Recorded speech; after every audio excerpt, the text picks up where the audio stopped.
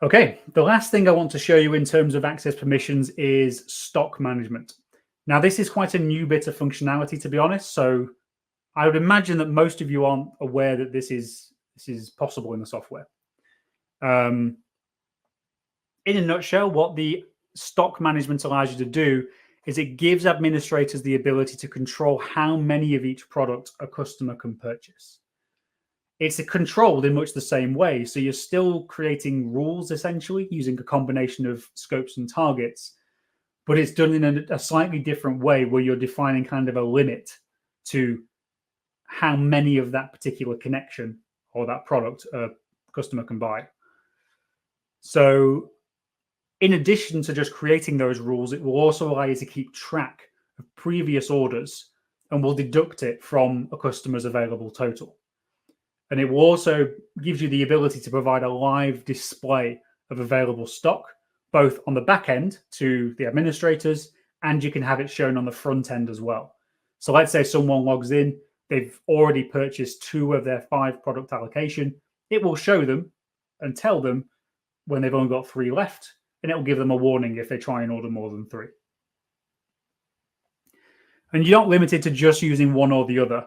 You can use this bit of functionality seamlessly with the wider access permissions functionality. So let's take a look at the stock management settings and where we control those. So this is the final tab that we have on the advanced rules or the access permissions screen.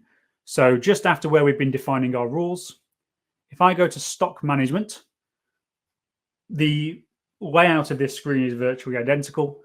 We just want to go to the settings tab, which is underneath, just to give us a few capabilities and on-off restrictions for this particular functionality.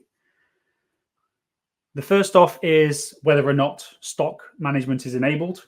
So it's disabled by default, but you can turn that on. You then have a debug mode, and I'll try and show you this in a moment, but that will show you in your browser console the calculation of the stock limits that are available. So it will show you how it's come to the value that's being displayed on the storefront. Again, I'll try and show that in a minute. And then we have the ability to show stock availability.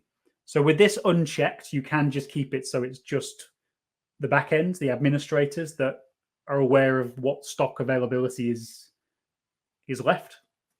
But if you want this to be made available to your customers on the front end as well, you can turn this on initially just to say whether or not they have or don't have any stock remaining. Or if you want to specifically show them how much they have left, you can say display stock quantity as well. Okay, and then I'll save that. Right, so now I'll create a rule which is associated with this as well. So I'm going to go to stock management, and I'm going to say add new record. And again, the functionality is pretty much identical. The only thing that we have different here is this limit. So how much you want to allow them to have if they meet this particular rule. So I might need to delete one of my other rules. Worth noting that you can't reuse the exact same scope and target multiple times. So I've already created a couple of rules here covering all of my scenarios, I think. So if I just delete those just for example purposes.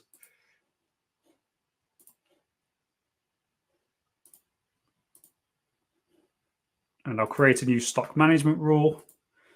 So I will say that my introductory customer, introductory product, they can only purchase 50, let's say.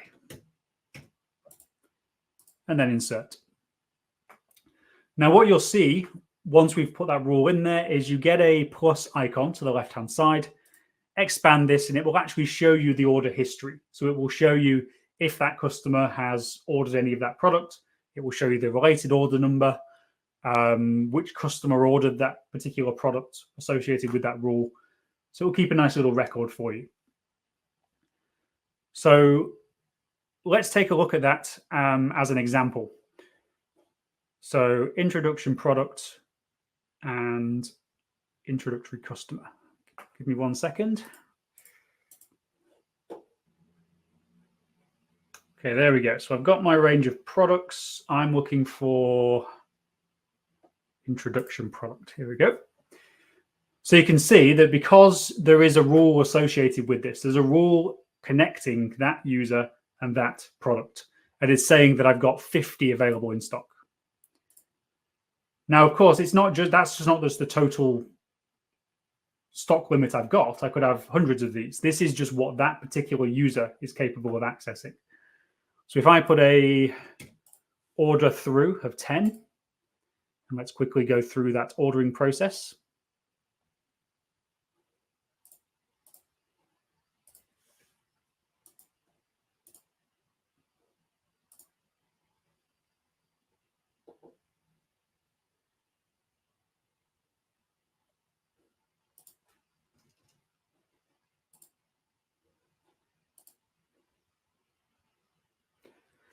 Okay, so that order's been placed for those products. So if I now finish impersonation on that and go back to my access permissions screen, what I should now see is that that order has been registered underneath that stock management rule. So stock management, take a look inside the rule, and we can now see that that has been registered. What we should also see, if I go and view that product or view that customer and product again,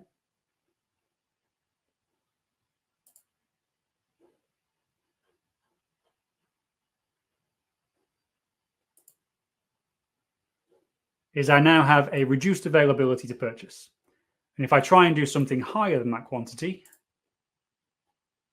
and try and add that to my basket, you can clearly see that it's not going to allow me to do it. So the restriction is in place and they cannot put it in their basket.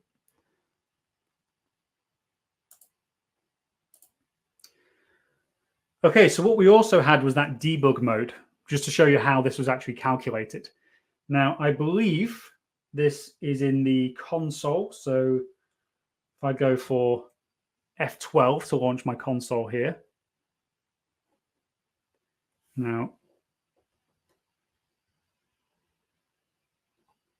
let's see. So in Figo debug, stock limit check.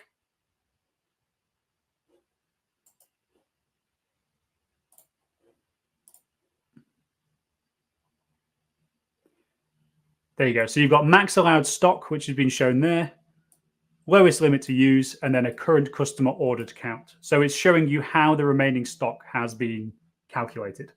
Now, this is only if you have that debug mode turned on. So while you're testing, that's great, but you probably want to turn it off when your customers are actually utilizing this.